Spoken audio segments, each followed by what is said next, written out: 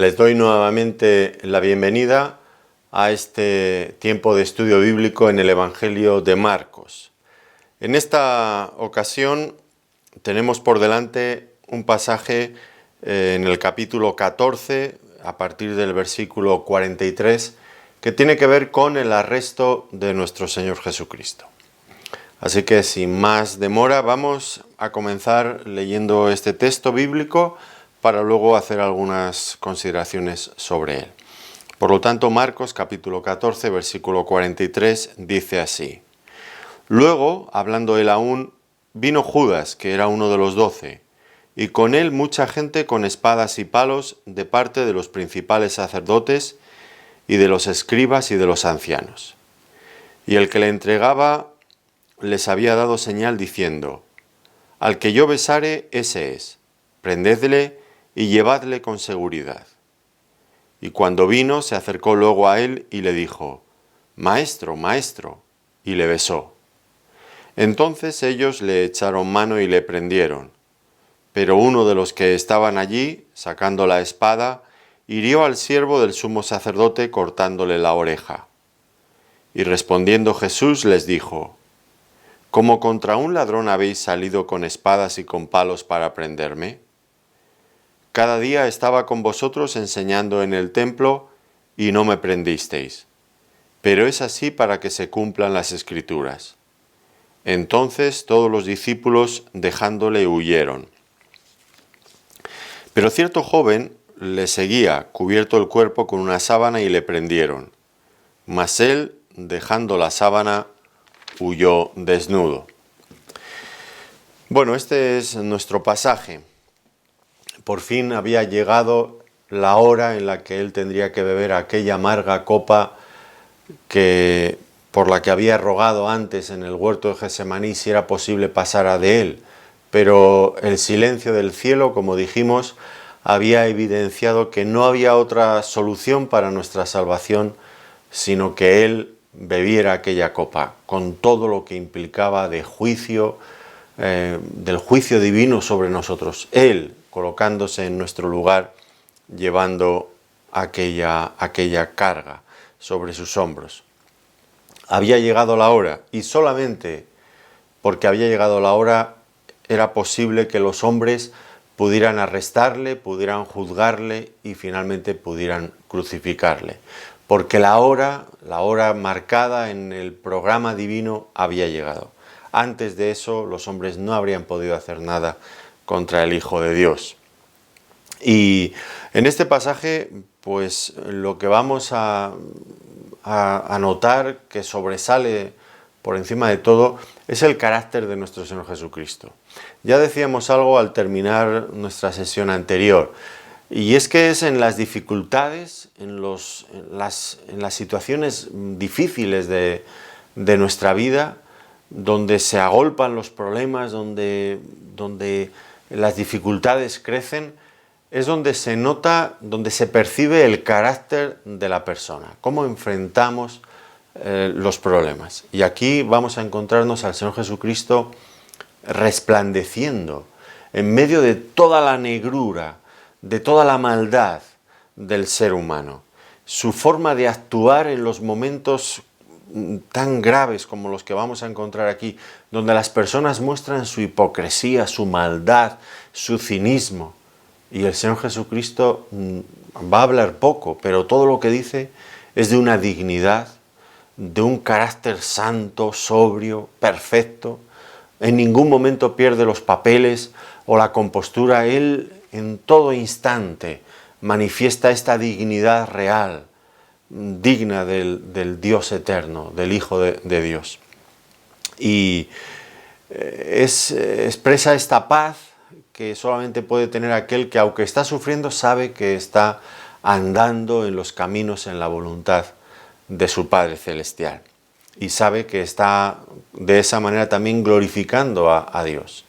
Así que vamos a ver todas estas cosas. La hora había llegado para que el Hijo del Hombre fuera entregado, y en esos instantes el carácter de Cristo no se viene abajo, sino todo lo contrario, crece en dignidad y nos deja maravillados. Pero vamos a ir viendo detalle tras detalle de este pasaje. Comienza diciendo que vino Judas, uno de los 12, y con él mucha gente, con espadas, con palos, para prenderle. Bueno, Judas había salido del aposento alto donde estaba reunido el Señor con los discípulos, había salido antes de tiempo, eso lo veríamos en Juan, en el capítulo 13, versículo 30, pensaron que él iba a hacer algo, dar dinero a los pobres, pensaron los discípulos, pero la realidad era otra, y es que él ya tenía un acuerdo con los líderes religiosos del judaísmo y había acordado que nada más que tuviera oportunidad de entregarles a Jesús en un lugar privado, les daría la señal, les daría el aviso. Por su parte, las autoridades judías pues habían estado muy activas, ocupadas, preparando ese dispositivo para ir a prender al Señor Jesucristo. Nada más que Judas les diera el aviso. Así que cuando Judas llegó y dijo, lo tengo localizado, sé dónde podéis ir a verle, a encontrarle, no va a haber nadie con él, van a estar solos, en muy poquito tiempo ya tenían a ese grupo de personas reunidas. Bueno, pues Judas se muestra aquí con toda la deslealtad de la que es posible un ser humano. Él conocía bien todos los hábitos del Señor Jesucristo, había estado con él varios meses, años, y ahora usaba toda esa información para entregar al Señor Jesucristo. ¿Por qué cometió una traición, esta deslealtad tan vergonzosa? ¿Por qué lo hizo? Pues es difícil saberlo con exactitud, no tenemos una respuesta precisa. Sabemos que hubo dinero por medio, le ofrecieron dinero, tal vez se sintió defraudado en algún momento con el Señor Jesucristo porque no satisfacía las expectativas que él se había hecho en cuanto a él como Mesías, en cuanto a su reino, la posición que él iba a ocupar dentro de los planes de Cristo. Algo le descuadró, no se sintió conforme. Y en ese momento pues decidió traicionar al Señor. ¿A cambio de qué? Bueno, pues ahora iba a tener su momento de gloria. Vemos aquí a Judas capitaneando, guiando a esa multitud de personas. Se sentía importante. Todos estos vienen detrás de mí, hacen lo que yo les mando. Qué triste. Hay personas que a veces venden o niegan al Señor Jesucristo pues a cambio de tener un poquito de gloria humana. ¿Qué precio más alto iba a tener que pagar por esta traición? Qué pena, qué pena. Ahora, en cuanto a la formación de todo ese grupo de personas, nos dice que eran gente con espadas y palos de parte de los principales sacerdotes, de los escribas y de los ancianos. Y aquí estos tres grupos, los principales sacerdotes, escribas y ancianos, representaban la totalidad del Sanedrín, del órgano, el máximo órgano de gobierno judío, el tribunal supremo judío. Lo que viene a decirnos el evangelista es que toda la autoridad judía en pleno estaban involucrados en el arresto, el juicio, la condena a muerte de nuestro Señor Jesucristo. Ellos eran los que estaban dirigiendo todo aquello, tal como el mismo Señor Jesucristo había anunciado, tal como las Escrituras anunciaban. La piedra que los edificadores, aquellos que tenían la responsabilidad de liderar espiritualmente al pueblo, la piedra que desecharon los edificadores ha venido a ser la principal piedra del ángulo.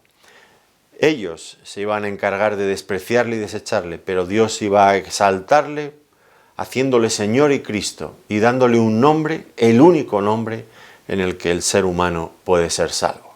Pero todo esto estaba ocurriendo para que se cumpliera las Escrituras. Otro detalle que notamos es que salieron con espadas y con palos. Un numeroso grupo, muy superior al Señor y sus discípulos, que eran en total 12 personas en este momento, en comparación un numeroso grupo armado con espadas y con palos. ¿Qué pensaban? ¿Qué imaginaban que se iban a encontrar? Pues ellos iban preparados como si fueran a capturar a un peligroso criminal que iba a ofrecer, pensaban ellos, una fuerte resistencia. Y esto, pues desde luego no tenía nada que ver con la realidad. No habían entendido ni la persona del Señor Jesucristo, ni tampoco su obra, porque el Señor nunca había manifestado ningún tipo de violencia contra ninguna persona. Todo lo contrario, tal como había sido descrito por Isaías en el capítulo 9, versículo 6, Él era el príncipe de paz. Nada en su comportamiento durante los años que había durado su ministerio público podía hacerles pensar en ninguna medida que él fuera un hombre violento y que fuera a resistirles con violencia. Y es que era su odio, el odio que estas personas le tenían, lo que les impedía entender lo que él tantas y tantas veces había predicado, que su reino era un reino espiritual, un reino al que se accedía por medio del arrepentimiento y de la fe, un reino que empezaba a ocupar su lugar en el corazón de las personas. Esto mismo que ya había enseñado tantas y tantas veces, recuerdan ustedes las parábolas, la parábola del sembrador, cómo la semilla cae en el corazón y es recibida, cómo esa semilla crece por el poder de Dios, en fin.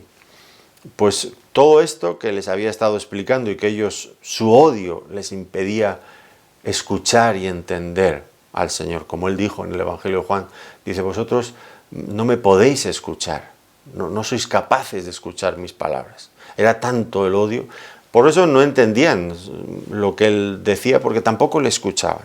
Pero Él insistía una y otra vez en esta misma verdad. Su reino es un reino espiritual. Lo mismo le dijo a Pilato, el gobernador romano, en Juan, en el capítulo 18, versículo 36. Respondió Jesús, mi reino no es de este mundo. Si mi reino fuera de este mundo, mis servidores pelearían para que yo no fuera entregado a los judíos. Pero mi reino no es de aquí. El Señor no tenía nada que ver con la violencia armada. Nada que ver. Y su reino tampoco tenía nada que ver con esto. Por eso, esas formas de cristianismo que han intentado imponer el reino de Dios por medio de la violencia, la lucha armada, las guerras santas, que ahora nos escandalizamos de la yihad árabe, de la guerra santa árabe, y nos olvidamos de que muchos llamados cristianos promovieron activamente, muy activamente, durante mucho tiempo, la guerra santa para reconquistar Jerusalén, para llevar el Evangelio a los infieles. No han leído la palabra de Dios, porque el Señor Jesucristo siempre huyó de esta forma de violencia y explicó por activa y por pasiva que la extensión de su reino nunca sería así. Como ya había dicho el profeta Zacarías, capítulo 4, versículo 6. Esta es palabra de Jehová a Zorobabel, que dice, no con ejército ni con fuerza, sino con mi espíritu, ha dicho Jehová de los ejércitos. Así que toda aquella gente armada pensando que sería un gran criminal. Ahora, no solamente iban ellos, es verdad que aquí había un grupo representativo de los principales sacerdotes, es verdad que iban armados, pero había, y es por eso que era una lucha espiritual, había detrás otro poder que no se veía, como el Señor Jesucristo recoge el evangelista Lucas en estos momentos. Dice, esta es vuestra hora y la hora de la potestad de las tinieblas. Es decir, detrás de toda esta gente, esto era lo que se veía, pero había una lucha espiritual a otro nivel, en otra dimensión, muy, muy real igualmente. Era la hora de la potestad de las tinieblas.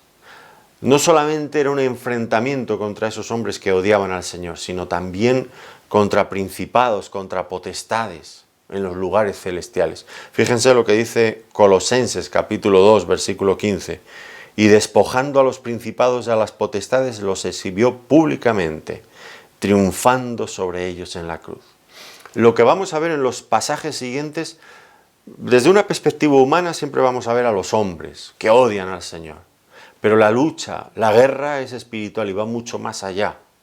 Involucra también a todos esos seres espirituales invisibles para nosotros, pero reales. que iban también contra Cristo. Por eso es que no tenía sentido la lucha armada, porque la guerra que se estaba librando aquí era a otro nivel, donde esas armas no sirven absolutamente para nada. Así que esta es la escena que nos encontramos. Y ahora dice el pasaje que Judas les había dado señal: al que yo besare, ese es. Y el evangelista resalta la bajeza moral de Judas en este momento.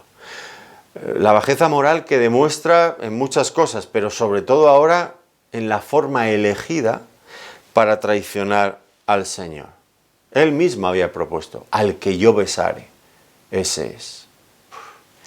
Qué bajeza, qué grado de maldad. Y dice el original, la idea es que le besó efusivamente, de forma repetida, que todo el mundo se diera cuenta: es este, no es otro, es este al que tenéis que apresar. Y es triste que un hermoso gesto de amistad, de compañerismo, pues de afecto, sea usado por Judas, sea el elegido por Judas para llevar a cabo esta traición. Cuánto cinismo, cuánta hipocresía, cuánta falsedad en este hombre.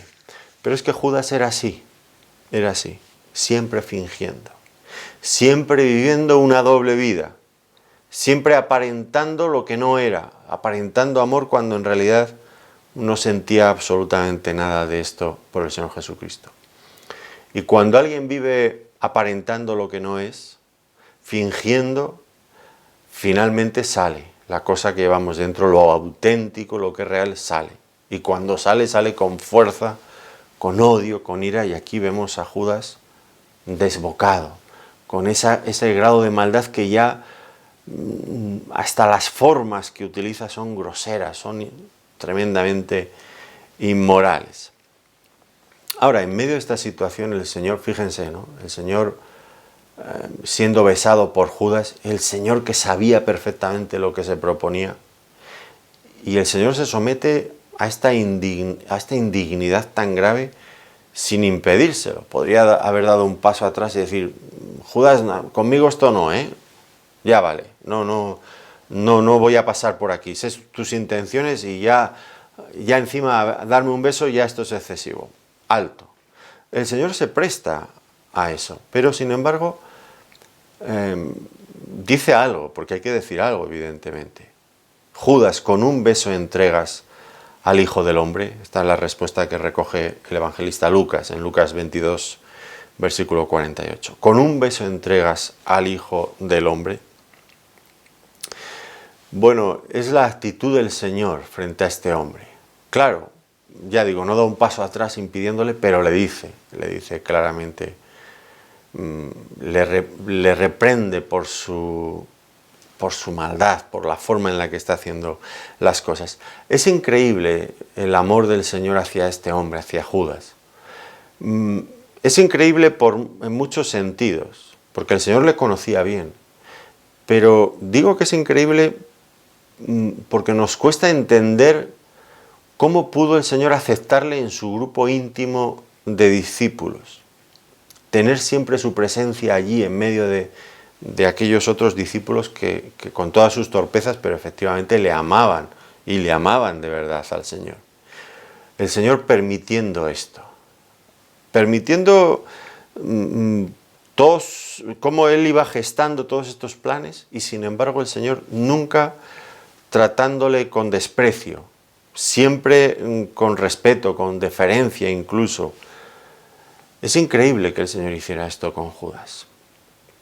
Cuando Él dice que amemos a nuestros enemigos, aquí tenemos un claro ejemplo de que Él no predicaba, no hablaba por hablar, que Él mismo cumplía perfectamente lo que Él decía. Nosotros muchas veces tenemos que predicar verdades incómodas de la palabra de Dios que cumplimos a veces menos que más, pero tenemos que predicar de ellas reconociendo a veces nuestros propios fracasos, pues porque es palabra de Dios y la tenemos que predicar. Pero el Señor Jesucristo siempre predicaba lo que Él cumplía de una forma perfecta: amar a nuestros enemigos. Y aquí está Judas, que evidentemente es un enemigo, y sin embargo el amor del Señor por su enemigo, tratándole bien, buscándole para tenerle cerca. Es increíble, es increíble. Tal es así que cuando en el Evangelio de Juan, a mí me sorprende, ¿no? Judas sale del aposento alto, pues ellos pensaron, bueno, el Señor le dijo algo allí que fuera, dice, Jesús le dijo, lo que has de hacer hazlo más pronto, le dijo. Pero ninguno de los que estaban a la mesa entendió por qué le dijo esto, porque algunos pensaban, puesto que Judas tenía la bolsa, que Jesús le decía, compra lo que necesitamos para la fiesta, o que diese algo a los pobres. Entendemos la cuestión. El Señor le dice, lo que has de hacer, hazlo más pronto. Entre ellos dos sabían, bueno, el Señor sabía lo que iba a hacer y Judas estaba pensando en lo que iba a hacer, efectivamente, que era entregar al Señor. Pero, claro, solamente tenemos el texto, pero nos gustaría saber la forma en que se dijo esto, porque podría haber sido dicho con odio, con rencor, con amabilidad. ¿Cómo saber el tono que empleó el Señor? Bueno, pues lo podemos saber por lo que interpretaron los discípulos allí. Pensaban que le estaba diciendo, ve si da algo a los pobres, o compra algo de lo que necesitamos. Es decir, el Señor no usó un tono aquí de desprecio, incluso cuando ya Judas estaba camino de ir a entregarle. Y el Señor le trata con amabilidad, porque entiendo que si los discípulos entendieron que le estaba diciendo, da algo a los pobres, no lo diría con un gesto airado, sino con un gesto dulce. Es decir, el Señor trató bien a Judas en todo momento, hasta el final, aun sabiendo perfectamente todo lo que tramaba en su mente. Él sí que amaba de verdad a sus enemigos y los trató incluso con cariño. Increíble, increíble. Qué lejos estamos nosotros de seguir el ejemplo de nuestro Señor Jesucristo. Pero Él lo hizo y nos dijo que nosotros hiciéramos lo mismo. Tenemos este deber. Entonces, continúa el texto, entonces ellos le echaron mano y le prendieron.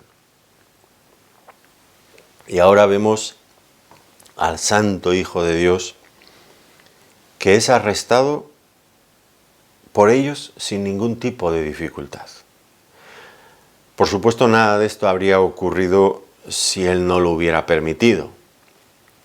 Recuerdan ustedes en Nazaret, un día predicando el Señor, pues no les gustó a los nazarenos lo que Él predicaba y lo llevaron hasta arriba a un acantilado con la intención de despeñarle. Más, dice Lucas, mas Él pasó por en medio de ellos y se fue. Lucas 4, 29 y 30. No pudieron hacer nada contra Él. Aquí mismo, en el momento en que estaba siendo arrestado, sería interesante leer el relato paralelo en el Evangelio de Juan, el Señor sale al frente y dice, ¿a quién buscáis? Ellos responden, a Jesús Nazareno. Y entonces Él dice, yo soy. Y entonces automáticamente todos cayeron a tierra. Quizás ya se lo he contado, pero a mí siempre me produce la misma sensación, como esas piezas de dominó que a veces la gente coloca una detrás de otra y mueves, cae la primera, caen todas. Y el Señor dijo, yo soy, aquella voz que resonaba a la eternidad. Yo soy, el eterno, yo soy. Y todos ellos caen uno detrás de otro, toda aquella multitud. ¿Cómo podrían haberle apresado si Él no lo hubiera permitido?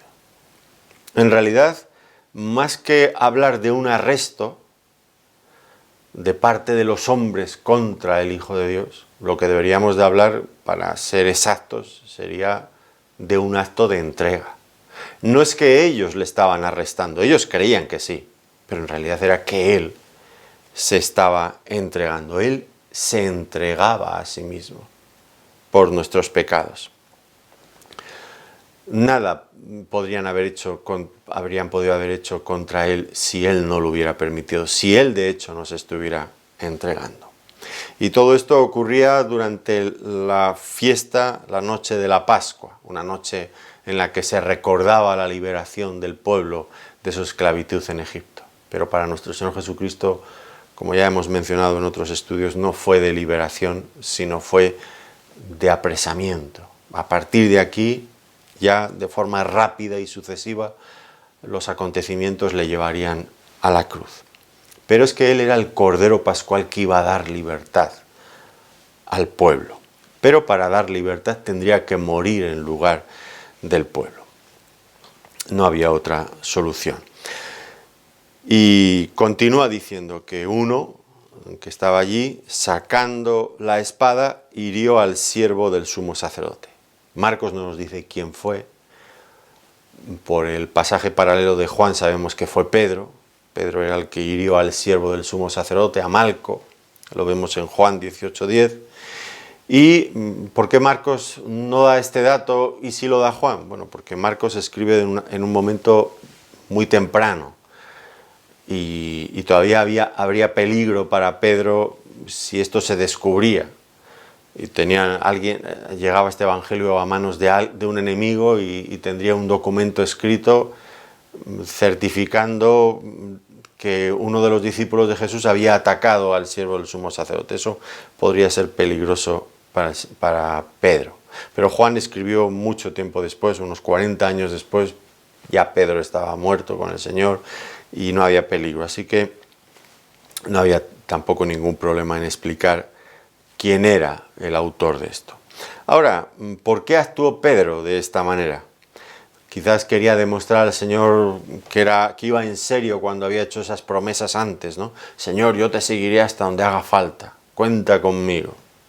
Y quería demostrar que estaba dispuesto a lo que hiciera falta. Pero al Señor no le gustó lo que hizo y desde luego no le dejó continuar por ese camino. Inmediatamente le dijo, mete tu espada en la vaina, y también sanó al siervo del sumo sacerdote al que Pedro había herido. Eso lo vemos en Lucas, en el capítulo 22, versículo 51. Es decir, al Señor esto no le agradó. Pedro pensaba que estaría haciendo algo por lo que recibiría los elogios del Señor. Y al Señor no le agradó, no le gustó, y todo lo contrario. Desaprobó la actitud de Pedro. ¿Por qué Pedro llegó a hacer esto? Bueno, la verdadera razón es porque no estaba preparado. El Señor, en los momentos antes, cuando estábamos en nuestro estudio anterior estudiando en el Getsemaní, la oración del Señor, les decía una y otra vez, velad y orad para que no entréis en tentación. La tentación venía, allí estaba. Y Pedro no había estado velando y orando, había estado durmiendo. Y por lo tanto no estaba preparado para enfrentar la tentación. Así que pues vemos algunos detalles de esto que nos dan a entender claramente por qué el Señor Jesucristo lo desaprobó. Primero porque fue una reacción violenta y asesina. Violenta y asesina. Dice que cortó la oreja del siervo del sumo sacerdote. Una de dos. O es que el siervo se apartó y le cortó solamente la oreja, o es que Pedro tuvo mala puntería, porque evidentemente creo que está fuera de toda duda que Pedro buscaba infringir un daño mucho mayor que solamente cortar la oreja. Él iba por algo más, evidentemente. Esto fue un impulso de la carne, de una naturaleza caída no gobernada, no controlada por el Espíritu de Dios y que por lo tanto no se sujetaba tampoco a la voluntad de Dios. Qué diferente habría sido si Pedro hubiera escuchado al Señor cuando reiteradas ocasiones decía que le era necesario ir a Jerusalén a morir en manos de todos estos que ahora le estaban arrestando. Si él hubiera estado pensando en esto, si hubiera estado orando sobre lo que el Señor les había dicho varias veces, pues no habría llegado a este punto. En segundo lugar, Pedro no entendía la naturaleza de este conflicto. Él vio a toda aquella gente armada y entró pues de la misma forma, pero no se daba cuenta que esta era una guerra espiritual y en esta guerra las armas carnales no sirven para nada. no sirven para nada. Por eso los creyentes huimos de todo tipo de lucha armada, porque sabemos que esa no es nuestra guerra y porque no soluciona nada. Todo lo contrario, lo único que hace es empeorar las cosas. Nuestra auténtica guerra es una guerra espiritual y debemos de estar preparados para enfrentarla desde esa perspectiva espiritual, armándonos con toda la armadura, tal como es descrita en Efesios en el capítulo 6, los versículos 10 al 18. Y no es una espada real, es la espada de la palabra, el yelmo de la salvación, bueno, varias partes que conforman la armadura del creyente, que son todas cuestiones, conceptos espirituales.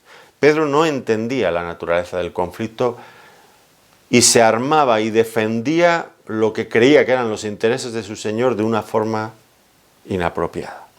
Pero, por último, y aún mucho más grave, ¿en qué compromiso le estaba poniendo al Señor? ¿Cómo estaba?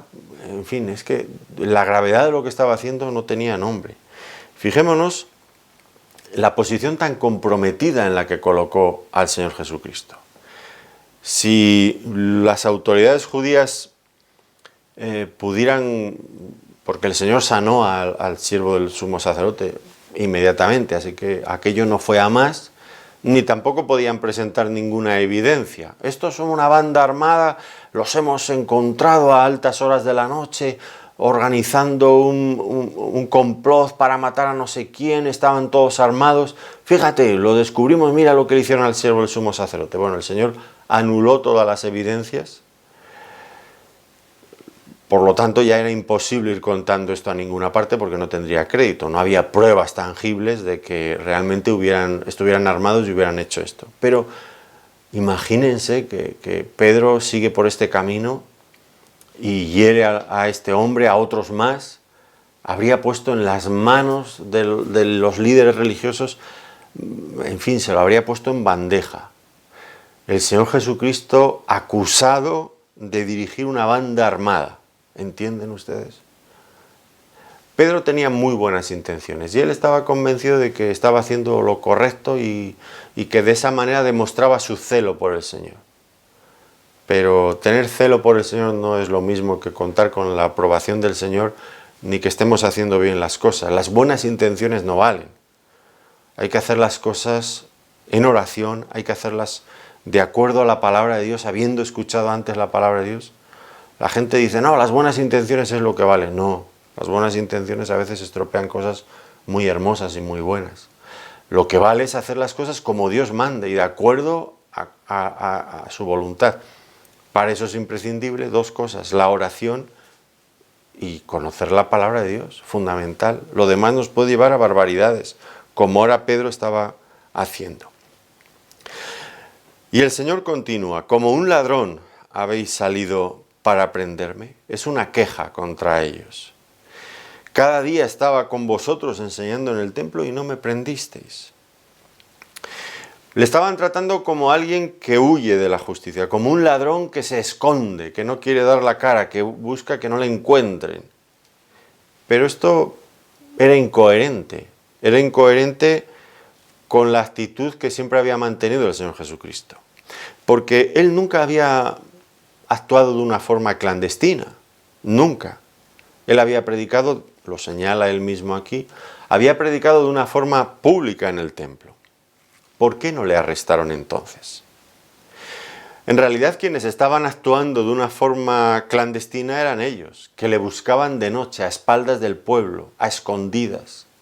Ellos eran los que actuaban en las tinieblas.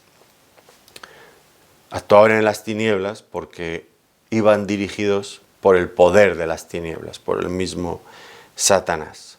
Lo lógico, si tenían una causa razonable contra él, habría sido prenderle en el templo. Allí tenían todos los recursos y toda la autoridad. Eran dueños y señores del templo, tenían la guardia del templo, podían mandar prenderle en cualquier momento, pero no lo hicieron. Allí tendrían todos los testigos que necesitaban si le habían escuchado enseñar algo incorrecto, si había una causa digna para su apresamiento. Pero nada de todo esto hicieron en el templo, porque no había nada. Una y otra vez, lo hemos estudiado en pasajes anteriores, mandaban a unos y a otros para ponerle en aprietos a fin de que dijera alguna palabra comprometedora y pudieran prenderle y acusarle. Y a pesar de todos esos esfuerzos, todo resultó en vano, porque el Señor Jesucristo no hizo nada incorrecto. Por eso es que no le prendieron en el templo y por eso es que tenían que ir a buscarle en la noche. Y este era el comienzo de un proceso que acabaría en la cruz sin ningún tipo de legalidad ni de justicia, con una sentencia acordada de antemano, que lo único que buscaba era darle forma de legalidad a algo que era ilegal desde el principio. Para empezar, su propia detención en la noche, a escondidas, a espaldas de todo el mundo. Lo estaban tratando como un ladrón que se escondía para evitar la justicia. Lo trataban como un ladrón y acabaron crucificándole entre dos ladrones, como si fuera uno más de ellos. Pero el Señor no era así. Ellos eran los que deberían de avergonzarse de lo que estaban haciendo, porque eran indignos en su comportamiento al tratar así a nuestro Señor Jesucristo. Pero Él dice, es así para que se cumplan las Escrituras. Y nuevamente volvemos a ver que la cuestión, todo lo que estaba ocurriendo tenía dos dimensiones, una humana y otra divina. Ellos se le prendían, pero ya hemos dicho que habría sido imposible que le prendieran si Él no se hubiera entregado. Pero eso era desde la perspectiva humana, ellos lograron finalmente prenderle. Pero había una perspectiva divina, todo eso estaba ocurriendo de acuerdo a un programa previamente delimitado y trazado por Dios en la eternidad y anunciado en las Escrituras para nuestra constancia y para nuestra seguridad. Para que cuando creemos, sabemos que creemos no en vano, no estamos creyendo en cuentos, sino que estamos creyendo en cosas reales, que fueron anunciadas siglos antes y que se cumplieron con total exactitud. ¿A qué escrituras se referiría el Señor Jesucristo aquí? Esto es para que se cumplan las Escrituras. Bueno, en primer lugar tendríamos la traición de Judas, anunciada por las Escrituras.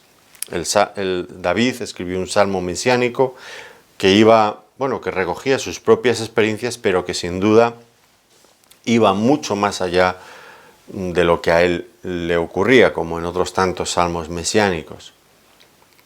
Allí David hablaba de un personaje íntimo suyo, amigo, de confianza, que igual que Judas se sentaba a su mesa y compartían el tiempo, la amistad, las cosas. Y dice allí en el Salmo 41, este salmo que escribió David en referencia a esto, 41:9, aun el hombre de mi paz en quien yo confiaba, el que de mi pan comía, alzó contra mí el calcañar. Es decir, la idea aquí es que es alguien que cuando te lo encuentras de frente te sonríe, pero cuando ya ha pasado le da una patada con el calcañar por la parte de atrás, con maldad, desprevenido. Así era Ahitofel, el hombre del que le traicionó a David, y así era Judas. Ambos fingían amistad. Ambos hacían creer que estaban en la misma onda, en la misma órbita, que eran iguales, que compartían, en fin, pero luego eran falsos. Y bueno, el rey David explica cómo se gestaba toda esa traición. Iban a verle al rey David, haciendo creer que estaban preocupados por él, pero cuando estaban allí estaban recopilando toda la información para una vez salidos fuera, ir a divulgarla y buscar su destrucción, pero cuando estaban con él le sonreían como si fueran amigos. Idéntico, calcado a lo que hacía Judas. Mientras estaba con el Señor fingía amistad con él, pero estaba recabando información para ir a contársela, a llevársela a los traidores. Así acabó Ahitofel pues apoyando el golpe de estado del hijo de David, Absalón, igual que Judas, apoyando a los enemigos de Cristo. Y finalmente Ahitofel, cuando vio que sus consejos no eran tenidos en cuenta, fue y se suicidó, igual que Judas. Todo este patrón de comportamiento que ya viene en el Antiguo Testamento se cumplió con rigurosa exactitud en la persona de Judas, y ya había sido anunciado por las Escrituras. Hay un modelo calcado, preciso, exacto. Pero no solamente eso, nos dice también, aquí vemos al Señor Jesucristo que está siendo arrestado injustamente, prendido, y Él no opone resistencia, tal como el profeta Isaías había dicho. Isaías 53:7. Angustiado él y afligido, no abrió su boca. Como cordero fue llevado al matadero, y como oveja delante de sus trasquiladores, enmudeció y no abrió su boca. Elige aquí el profeta un animal, el cordero, que cuando es sacrificado se está quieto. No sé si ustedes han visto alguna vez ser sacrificado un cordero, pero es así. En cambio, qué diferente es cuando uno mata a un cerdo, ¿verdad? La escandalera que prepara, el grite, los chillidos del animal, cómo se revuelve Cristo como un cordero. Enmudeció, no abrió su boca, se dejó llevar al matadero. Todo esto se estaba cumpliendo perfectamente. Incluso ahora el hecho de que todos los discípulos abandonan a Cristo, como había dicho también Zacarías, capítulo 13 y versículo 7. Levántate, oh espada, contra el pastor y contra el hombre compañero mío, dice Jehová de los ejércitos. Y hiere al pastor y serán dispersas las ovejas. Y haré volver mi mano contra los pequeñitos. Ahora estamos hablando de las escrituras de las escrituras del Antiguo Testamento en relación al momento en el que el Señor Jesucristo estaba siendo arrestado, prendido. Y ahí miramos en todas esas escrituras y hay montones de referencias. Y así con cada uno de los detalles de la vida del Señor Jesucristo. Desde su nacimiento y el lugar de su nacimiento, la forma en la que nacería hasta el momento de su muerte. Los dolores de la cruz, los triunfos de la resurrección, todo eso anticipado en el Antiguo Testamento. Los creyentes a veces perdemos mucha de esa riqueza porque no conocemos el Antiguo Testamento.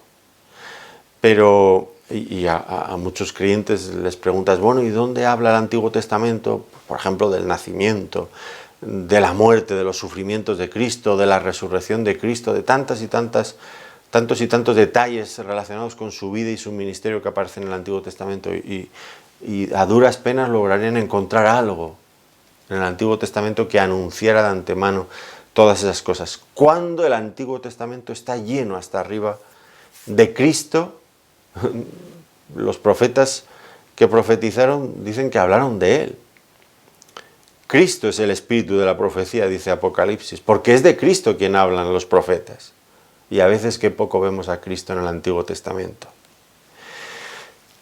Quizás el Señor nos reprenda algún día, como hizo con aquellos del camino de Maús, cuando el Señor resucitó, que se juntó a ellos. Iban apesadumbrados, tristes, cabizbajos. Y el Señor empieza a hablarles. Dice, entonces Él les dijo, oh insensatos, fíjense la reprensión, oh insensatos y tardos de corazón para creer todo lo que los profetas han dicho. ¿No era necesario que el Cristo padeciera estas cosas y que entrara en su gloria? Y comenzando desde Moisés, y siguiendo por todos los profetas, les declaraba en todas las escrituras lo que de él decían. La persona y la obra de nuestro Señor Jesucristo estaban claramente anunciadas por todas las partes del Antiguo Testamento. Si no conocemos el Antiguo Testamento a este nivel, tendremos que seguir estudiándolo y leyéndolo una y mil veces hasta que veamos a Cristo. Los autores del Nuevo Testamento no tienen dificultades. Una y otra vez citan el Antiguo Testamento para confirmar distintos aspectos, ya digo, de la persona, la obra o la doctrina que el Señor Jesucristo enseñó. Importante este detalle. Y finalmente dice, entonces todos los discípulos dejándole huyeron. Y aquí hay algo que nos sorprende, y es que todos lograran huir, todos los discípulos lograran huir. Entiendo que las autoridades religiosas, las autoridades judías tenían tanto interés en el Señor como en sus discípulos. Si había de acabarse con ese movimiento, había que acabar con el Señor y con sus discípulos. Había que cortar la cuestión de raíz para que no hubiera ningún rebrote, no brotara de nuevo la cuestión, acabar con eso, con ello. Les convenía arrestar al Señor y también a sus discípulos. Y ahora encontramos que no arrestan a ninguno, que todos logran escapar. ¿Por qué? Bueno, porque los que se enfrentaban al Señor Jesucristo encontraron distintos obstáculos insalvables. El primero de ellos es que el Señor Jesucristo, con todo y que era el que estaba siendo arrestado, Él estaba poniendo las condiciones. Es increíble. ¿Qué les dice? ¿A quién buscáis? A Jesús Nazareno, ya lo he mencionado antes. Todos caen a tierra, se levantan. El Señor Jesucristo les vuelve a preguntar, ¿a quién buscáis? Y ellos vuelven a decir, a Jesús Nazareno. Y entonces el Señor dice, si me buscáis a mí, dejad ir a estos. Cualquiera le lleva a la contraria. Si solamente con decir yo soy, todos han caído a tierra de una forma irresistible, Él estaba poniendo las condiciones. Y una de las condiciones que Él ponía era, sus discípulos quedaban libres. Qué bueno, qué grande que es el Señor. Como le dijo al Padre en oración, allí mismo, en esa última noche, lo recoge Juan, capítulo 18, versículo 9. De los que me diste, no perdí ninguno. El Señor, como el buen pastor, como el gran pastor que se coloca al frente de las ovejas y las protege frente al lobo, frente a los peligros. Ese era un obstáculo insalvable para los que habían ido a aprender al Señor y a los discípulos. Ellos podrían tener esas intenciones, pero el Señor es su defensor. Es su defensor. Qué maravilloso. No lo olvidemos. Él es arrestado para poder salvar a sus discípulos. Él se presta a ir con ellos para que los discípulos sean librados. Eso desde una perspectiva. Desde otra perspectiva, la divina, es que el hecho de que todos huirían, pues había sido anunciado por el profeta Zacarías, como acabamos de leer. Así que, pues, eso tenía que cumplirse, y se cumplió. Era imposible que fuera de otra manera. Ahora, podemos imaginarnos la sorpresa también de los discípulos ante todo lo que estaba ocurriendo en estos momentos.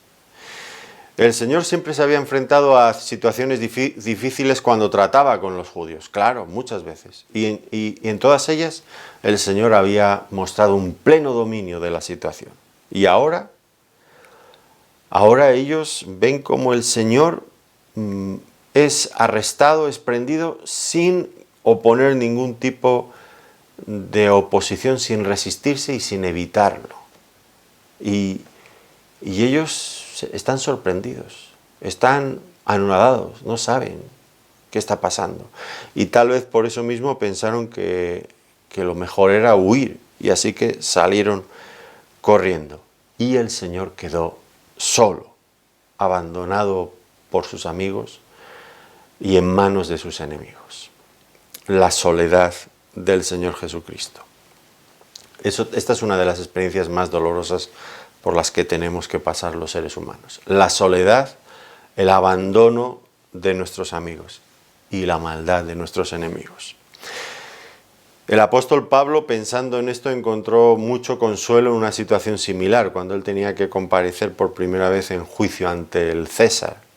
Dice en 2 Timoteo 4, 16, 17, recordando la primera comparecencia, dice, en mi primera defensa ninguno estuvo a mi lado.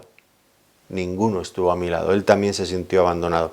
2 Timoteo, que es la última epístola que Pablo escribe, se percibe por todos lados la soledad del apóstol, en un momento difícil. Todo ha cambiado. la soledad. Hay muchos detalles que nos hacen pensar en esto. Dice, y este es uno más, ¿no? En mi primera defensa ninguno estuvo a mi lado, sino que todos me desampararon. No les he tomado en cuenta, sin rencor. Pero el Señor, dice, estuvo a mi lado y me dio fuerzas para que por mí fuese cumplida la predicación y que todos los gentiles oyesen. Así fui librado de la boca del león. Pablo se sintió arropado, plenamente cuidado por el Señor. Claro que el Señor le entendía.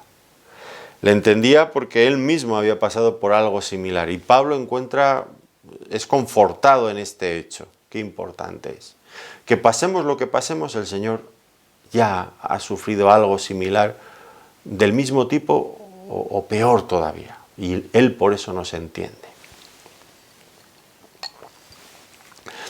Y el plan eterno de Dios se estaba llevando a cabo. Ellos pensaban, los que le arrestaban, que se estaban saliendo con la suya, que lo que estaban triunfando eran sus planes. Y no se daban cuenta que en realidad lo que estaba llevándose a cabo era el plan de Dios. Ellos actuaban con plena libertad, dando rienda suelta a toda su maldad, pero Dios usaba incluso hasta su maldad para adelantar sus planes. Como diría Pedro predicando en Hechos de los Apóstoles, capítulo 2, versículo 23, a Jesús, entregado por el determinado consejo y anticipado conocimiento de Dios, prendisteis y matasteis por manos de inicuos, crucificándole. Entregado por el determinado consejo y anticipado conocimiento de Dios. Es decir, era algo que ya había sido acordado por Dios mismo, pero que ellos, esa es la faceta humana, ellos, en su maldad, conspiraron y finalmente se salieron con la suya para llevar a cabo este malvado plan. Esas dos partes de la misma verdad.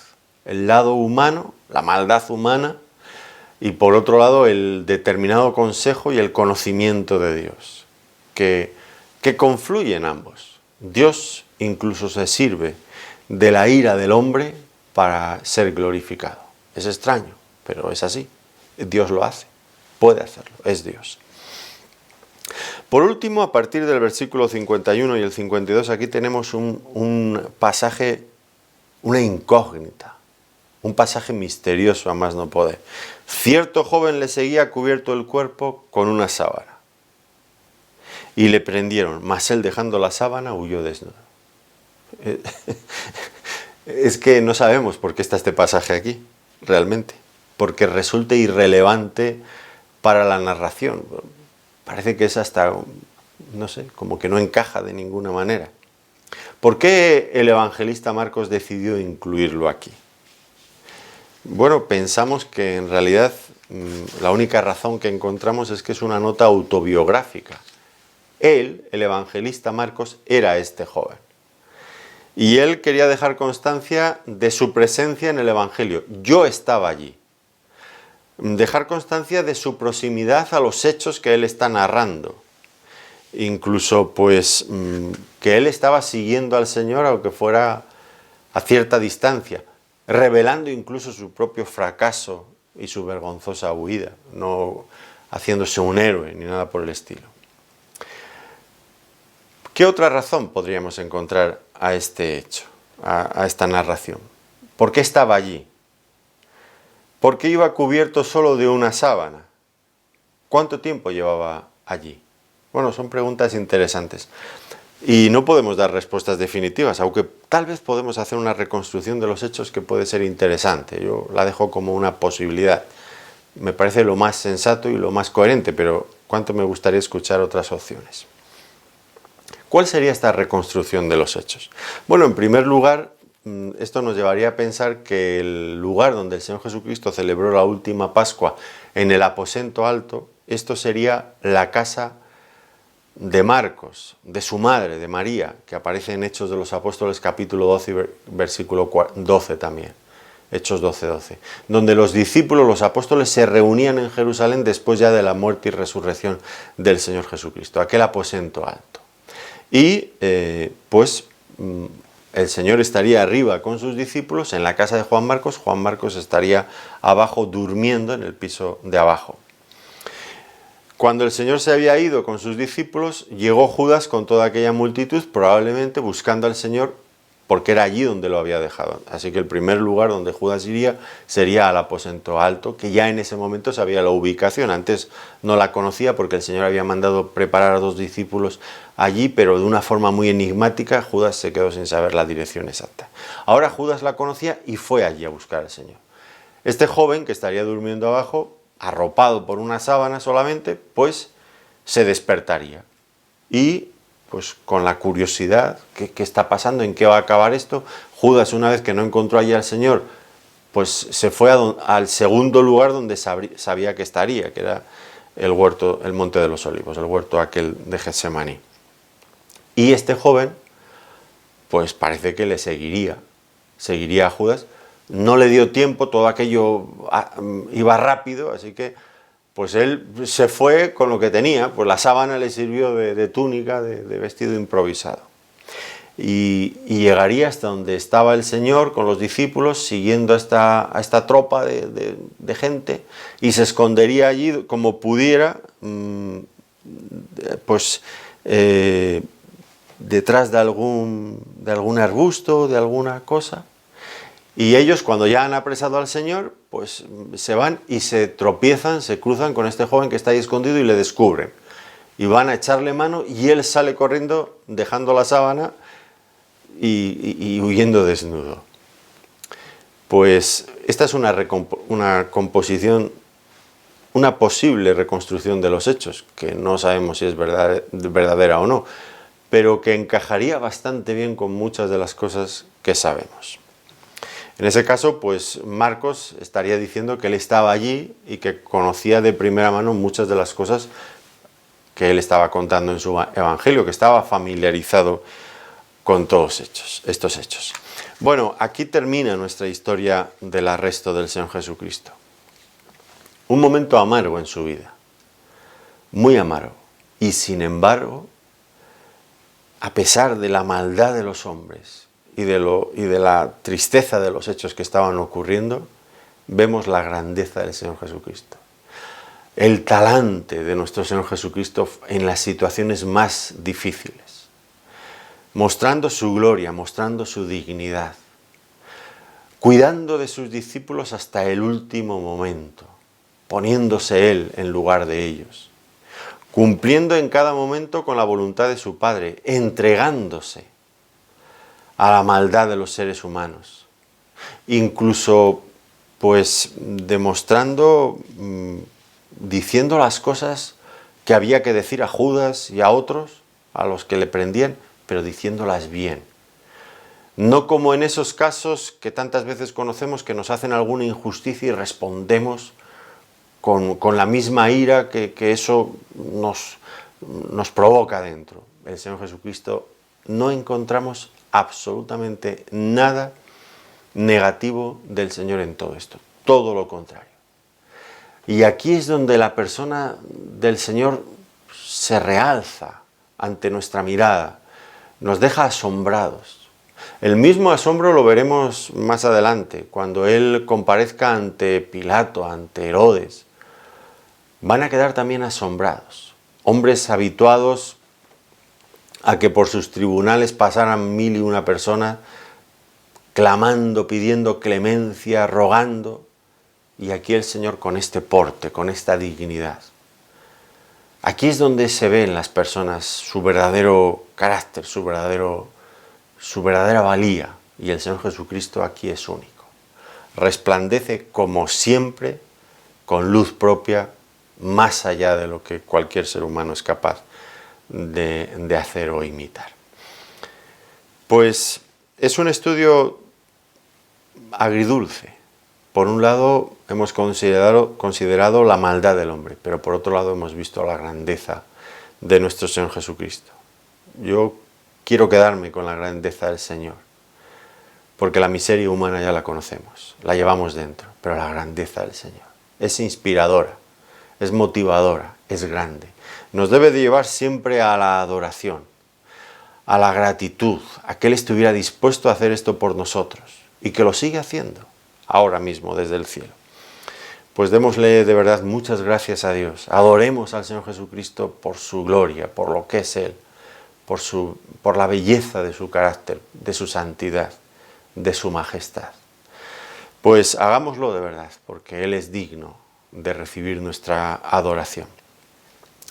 Nos volveremos a reunir con la ayuda del Señor en la próxima ocasión para seguir viendo estos hechos difíciles, situaciones tristes por las que el Señor tuvo que pasar, pero seguiremos viendo todavía mucho más de su gloria. Hasta entonces, que el Señor les bendiga muy ricamente. Gracias por acompañarnos en este tiempo.